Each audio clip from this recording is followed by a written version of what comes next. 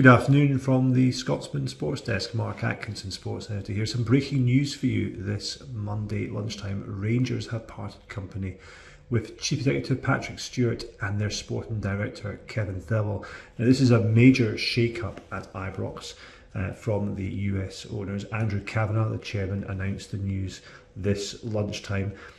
Rangers appointed Stewart a year ago and they appointed Thelwell back in April. The appointment of Thelwell was given the blessing by Kavanagh and the 49ers Enterprises, the people that own the club. They bought the club in the summer. And they gave Thelwell a pretty significant amount of money to spend. In excess of £20 million has gone out of the Ibrox coffers to bring in players such as Yusuf Chermiti, Oliver Ampman, JD Gassama, and a lot of them haven't delivered. And as a result, there's been a lot of scrutiny on Thelwell.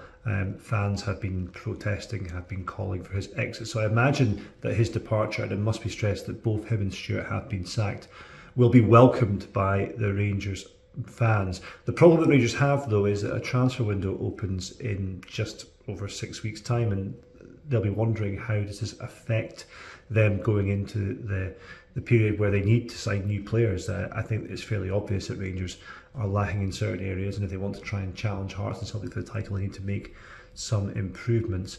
Rangers say they won't rush the process of bringing in a new sporting director and CEO, and they also say that people that are being brought in by Thelwell to be part of his team, technical director Dan Purdy, head scout Nathan Fisher, his son Robbie Thelwell, who is to help out with recruitment, they're all remaining at Ibrox for the time being. So there will still be people there who can make a difference in terms of Rangers bringing in players.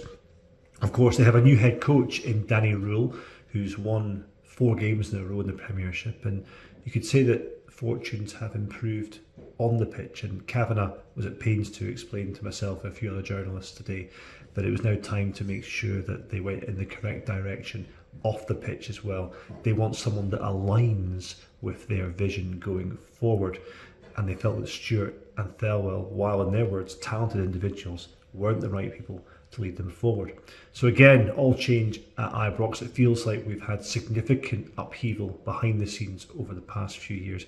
Kavanagh himself will no doubt be disappointed he's had to wield the axe on 2 of his key men, but ultimately, after what was a failed transfer window, Thelwell did feel like he was on borrowed time, and Stewart, of course, was at Rangers before Kavanagh came in, and bringing in their own CEO might give them the best chance of being successful moving forward. Never really a dull moment at Rangers right now. Again, massive change. Patrick Stewart and Kevin Thelwell have left the club.